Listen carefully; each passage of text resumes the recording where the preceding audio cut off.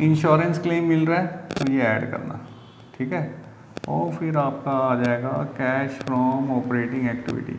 तो ये जो फाइनल आंसर होगा ऐड लेस करने के बाद, ये पूरा ऐड लेस जो भी है वो करने के बाद, जो ये जो नेक्स्ट कॉलम है इसमें फाइनल आंसर लिखूंगा मैं। तो इसको हम लिखेंगे cash flow from operating activity.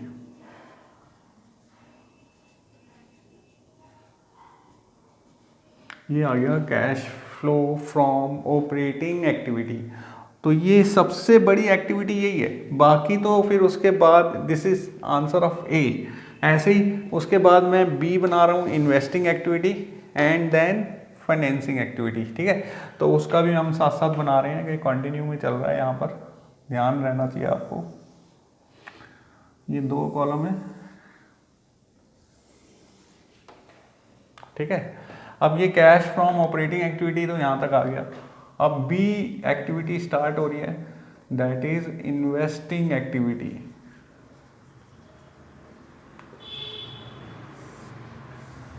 है ना। इन्वेस्टिंग एक्टिविटी में परचेज और सेल ऑफ फिक्स एसेट्स होता है। तो परचेज ऑफ नॉन करंट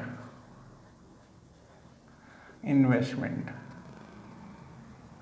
अगर परचेज कर रहे हैं तो कैश कम हो जाएगा, और proceed from sale of non current investment ये ऐड हो जाएगा। Proceed from sale of fix assets, fix assets, fix asset बेची ऐड होगा। परचेज ऑफ फिक्स एसेट्स, अगर आप परचेज कर रहे हो फिक्स एसेट्स तो लेस हो जाएगा, ठीक है। और अगर रेंट या interest received on investment, investment से रिलेटेड रेंट और इंटरेस्ट अगर मिल रहा है तो वो भी ऐड होगा। और फिर ये आ जाएगा cash from investing activity. This is the answer of B. ये बी का आंसर आ गया, ये ए का आंसर आ गया। अब इसमें सी भी जोड़ देते हैं। C financing, financing activity, financing activity C जोड़ रहे हैं। अब फाइनेंसिंग एक्टिविटी में क्या क्या आएगा? Proceeds from issue of shares. अब शेयर कोई भी हो सकता है, इक्विटी शेयर, प्रेफरेंस शेयर और डिवेंचर। ऐसे भी लिख सकते हैं proceed from issue of long term borrowing. ये जो डिवेंचर होता है ना, ये लॉन्ग टर्म बोरोइंग ही होता है, और प्रोसीड आ रहा है, पैसा आ रहा है ये, ठीक है ना। ऐसे ही रिडम्पशन हो सकती है, तो रिडम्पशन ऑफ डिवेंचर्स,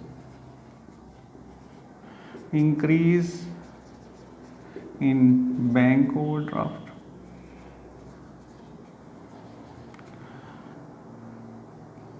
ये सब प्रोसीड हो रहे हैं, ऐड हो रहा है। ऐसे ही dividend paid on equity share भी हो सकते हैं, प्रेफरेंस शेयर कैपिटल भी हो सकता है ना। डिविडेंड पेड कर रहा है। डिवेंचर इंटरेस्ट,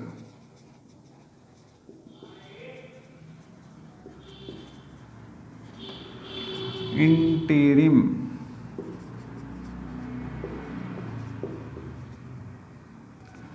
डिविडेंड पेड, ये माइनस हो रहा है सारा, ठीक है। तो फाइनेंस हमारा कम हो गया, तो ये आपका आंसर आ गया सी का, है ना। ऐड लेस करने के बाद ये आ गया, ये सी आ गया। अब हम क्या करेंगे, यहाँ टोटल करेंगे। ये टोटल आ गया, total of A plus B plus C, ये तीनों का टोटल है। ए बी और सी तीनों का टोटल लिख दिया। अब इसमें ऐड करेंगे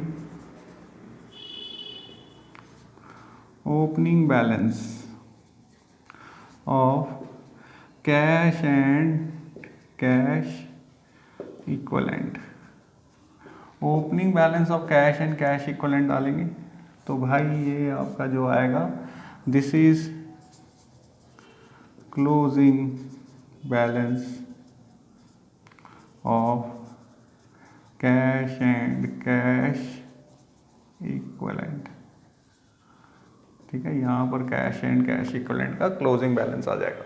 तो ये फॉर्मेट है, आपको ये अच्छी तरह से याद करना आपको, और इसी के अकॉर्डिंग हमें क्वेश्चंस करने पड़ेंगे।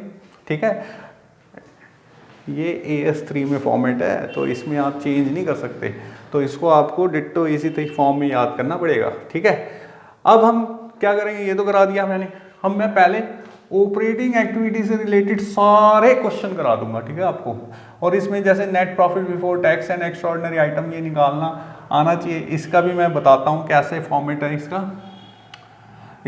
इसको निकालने का अलग से वर्किंग नोट बनाना है। ठीक है, तो ये नोट डाउन करो आप।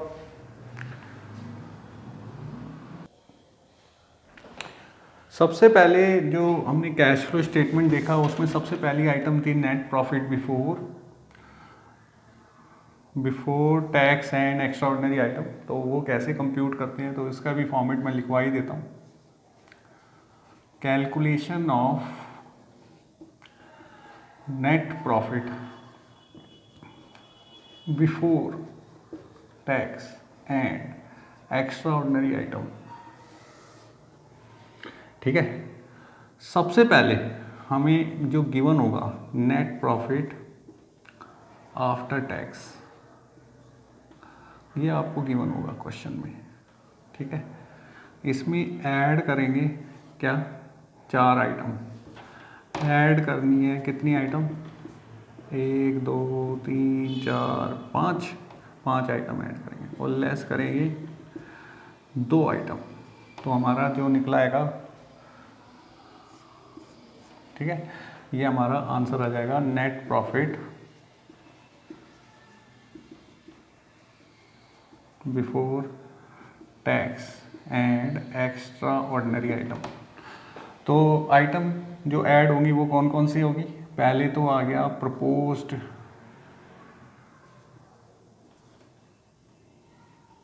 Dividend, this is made. इसमें इंटीरिम डिविडेंड अगर है, इंटीरिम डिविडेंड वो भी ऐड कर देना। ठीक है, प्रोविजन फॉर टैक्स,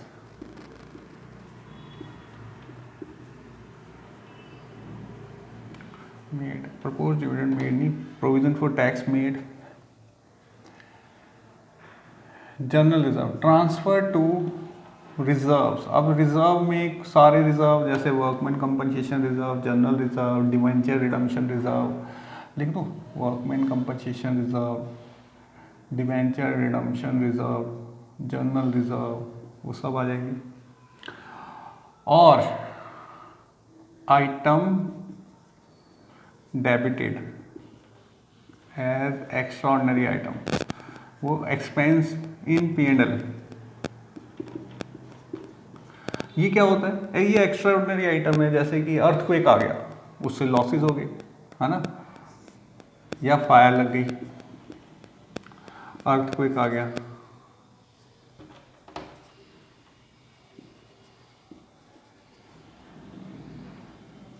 से लॉस हो गया, तो वो हमने प्रॉफिट एंड लॉस में डेबिट की होगी, उसको ऐड बैक करना है। तो ये आइटम वो आ गया, ये सब ऐड कर देना है इसमें, ये ऐड कर देंगे। ये एक्स्ट्रा ऑर्डिनरी आइटम है ना, वो भी ऐड कर देंगे, जो एक्सपेंस हमने डेबिट किया है वो ऐड बैक कर देना है। और लेस क्या करना है भाई, लेस करना है जैसे इंश्योरेंस क्लेम, जो लॉस हुआ था ना, लॉस इंश्योरेंस क्लेम मिल गया उसका, तो ये एक्स्ट्रा ऑर्डिनरी इनकम हो गई ना, तो वो लेस कर देंगे। ऐसे ही टैक्स रिफंड, हमने जो टैक्स ज़्यादा पे किया था वो टैक्स रिफंड आ रहा है, तो वो लेस करना है। तो ये आपका जो आएगा net profit before tax and extra ordinary item, ये आ जाएगा। तो ये ऐड बैक क्यों करे जा रहे हैं, क्योंकि देखो ना इसमें है ना, ये दीज आर कॉल्ड एप्रोप्रिएशन। ये एप्रोप्रिएशन है जो हमें प्रॉफिट को कम करके दिखा रहा है। तो मुझे प्रॉफिट बढ़ाना है, क्योंकि कैश से रिलेटेड डायरेक्ट मेथड में जाना है बिफोर टैक्स, मुझे कैश की पॉइंट तक पहुंचने के लिए जो अननेसेसरीली हमने अप्रोप्रिएशंस की हुई हैं वो ऐड बैक कर दी, और जो फालतू की इनकम दिखा रखी है वो लेस कर दी, तो बिफोर टैक्स पे आ जाएंगे। ठीक है, तो ये आपका इंपॉर्टेंट पॉइंट है। अच्छा, प्रपोज डिविडेंड जो होती है ना, प्रपोज डिविडेंड होता है एजीएम में शेयर होल्डर डायरेक्टर प्रपोज करते हैं, एजीएम में शेयर होल्डर उसे अप्रूव करते हैं, तब डिविडेंड मिलता है। तो ये कंटिजेंट लायबिलिटी होती है, जब वो अप्रूव हो जाए तब उसके बाद नेक्स्ट ईयर उसको पे किया जाता है। तो ये प्रपोज डिविडेंड जो हमारा प्रीवियस ईयर का है वो इस साल पे होगा, तो रिलेट टू प्रीवियस ईयर ही लेना है हमें प्रीवियस ईयर का ही प्रपोज डिविडेंड लेना है, क्योंकि वो ही आगे जाके पेएबल होगा, और जो इस साल प्रपोज किया जाएगा वो नेक्स्ट ईयर पे होगा। तो हमें जब ये बनाएंगे तो 2 डिविडेंड आपको नोट टू अकाउंट्स में गिवन होंगे, प्रीवियस ईयर और करंट ईयर। तो हमें यहाँ पर सिर्फ और सिर्फ प्रीवियस ईयर का ही लेना है, क्योंकि प्रीवियस ईयर का ही इस साल पे करना होगा हमें। ठीक है, तो ये इंपॉर्टेंट पॉइंट है। तो ये हमारे ना थ्योरी एंड नोट्स तो इस लेक्चर में कवर हो गए हैं, थ्योरी एंड फॉर्मेट। ठीक है, नेक्स्ट लेक्चर में हम क्वेश्चंस पे आ जाएंगे। ठीक है, क्वेश्चंस पहले मैं है ना इसके भी क्वेश्चन कराऊंगा कि कैसे कैलकुलेट करना है। ठीक है, और फिर हम आगे चलेंगे कि ऑपरेटिंग एक्टिविटी के क्वेश्चन करेंगे, इन्वेस्टिंग के करेंगे, एंड देन फाइनेंसिंग के करेंगे। ओके।